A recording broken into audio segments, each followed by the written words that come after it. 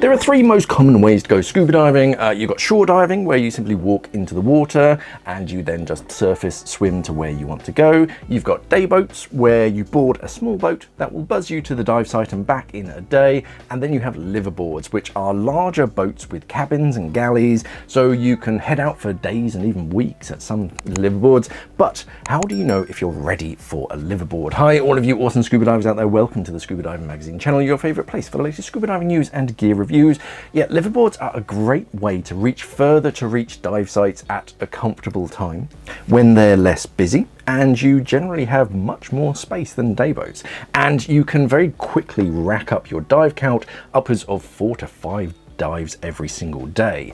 Before we get into it, this video is sponsored by Explorer Ventures Liveaboard Fleet.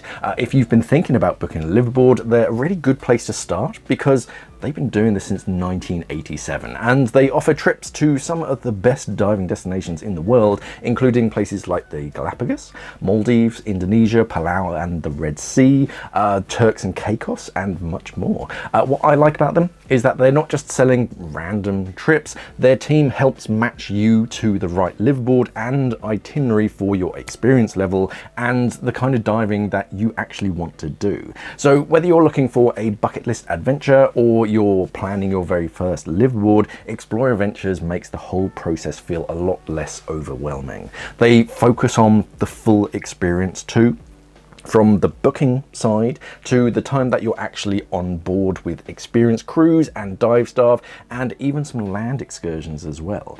If you want to check them out and start planning your next trip, I'll pop a link in the description and up in the corner of the screen. You're ready for a scuba diving liveaboard when diving feels fun and comfortable but not stressful. That does not mean that you need to be an expert in any sense, and many liveaboards like Explorer Ventures have itineraries well suited to newer divers. Having a solid handle on the basics will help you get the most out of the experience.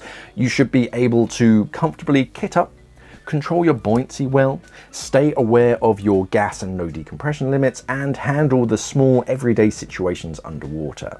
If you are new to scuba diving, that's completely fine. Just keep in mind that liveaboards often include multiple dives in a day for several days in a row. If skills like buoyancy, equalizing, mask clearance still kind of takes a lot of your focus, it can just feel a bit tiring at first. With a little practice, everything starts to just click, and that's when a liveaboard really becomes an easy and enjoyable way to dive more and to see more. A liveaboard is not just a normal dive trip, but on a boat. It's usually wake up, dive, eat, dive, maybe a night dive on top of it, and then you do that all again the following day. Now that sounds amazing to the right person, but it can be a lot if you're still getting used to scuba diving in general. Newer divers also need to think carefully about the type of diving on the trip. Not all liveaboard itineraries are equally good for beginners. Some are calm and easy, nice warm water reef trips. Others involve current, maybe some drift diving, some negative entries, blue water ascents, zodiac pickups, ladders in swell, or just a faster overall pace. You do not just need to be ready for a liveaboard, you need to be ready for that specific liveaboard. And it's also worth being honest about things like seasickness, tiredness, dehydration, and whether you still feel good after several dives, not just one or two. Choosing a liveaboard that matches your skill and comfort level is key. A big part of that is knowing that you can operate comfortably in the water diving with a buddy. Being able to just handle the basics, follow a briefing, stay with your buddy, manage your equipment, and solve small issues with ease. On most liveaboards, you are well looked after, but divers are generally expected to be reasonably organized and in control of their own diving. The good news is confidence builds very quickly with time in the water. You don't need to be an expert, as I said, just comfortable enough to relax into the experience. With multiple dives a day, you'll likely find both your experience and confidence growing as the trip goes on. Being familiar with your equipment helps here too.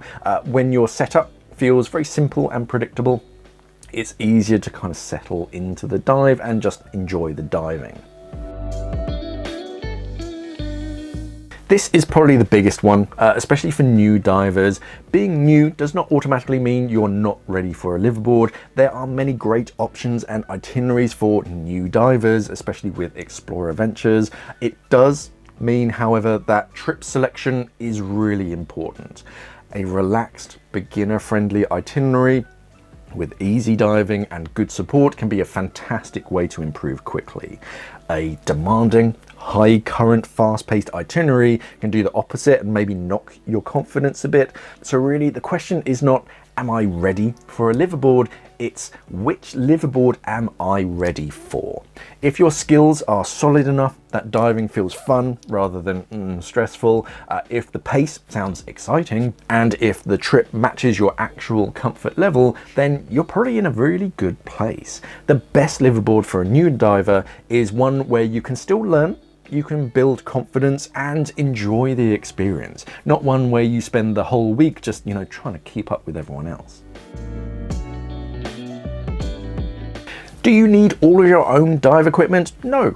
Whilst it is often better to own your own dive gear, and that's a completely different video, you don't need to bring all of your own dive gear even if you have it. You can rent some things from the liveaboard company. You definitely need to let them know in advance what you'll need so that they can ensure they have itinerary and they can get it to the vessel in time, and of course you'll have the rental fees. Whilst renting is very convenient because you don't have to pack anything in your bag, the cost does soon add up, but don't worry too much if you only have the basics like masks and fins. Just be prepared for the gear that may be different to what you've used previously. Have that chat with the liveaboard company when you're booking the trip, so that you're aware of what gear you'll need to bring with you, and any costs of renting. So if you've been wondering whether a liveaboard trip is right for you, hopefully this has helped you think about it in a more practical way. It's not really about whether you're a brand new diver or how many dives you've logged on paper. It's about whether your core skills feel comfortable for the itinerary that you choose. If you enjoy the pace of diving every single day and making sure that you're choosing the right trip for where your skills are right now, the right liveaboard can be an amazing way to really build confidence, gain experience, and see some truly incredible dive sites. But the key is picking the one that matches your comfort level so the whole trip feels exciting but not overwhelming. And of course, a big thank you again to Explorer Ventures liveaboard fleet for sponsoring this video. If you are thinking about booking your first liveaboard or even planning a bigger bucket list dive trip, they're a great place to start because they can help match you to the right itinerary and destination. I've put my affiliate link down in the description below and up in the corner of the screen. So if you do want to check them out, using that link is a really easy way to support the channel at no extra cost. Thank you for watching, everybody, and of course, safe diving.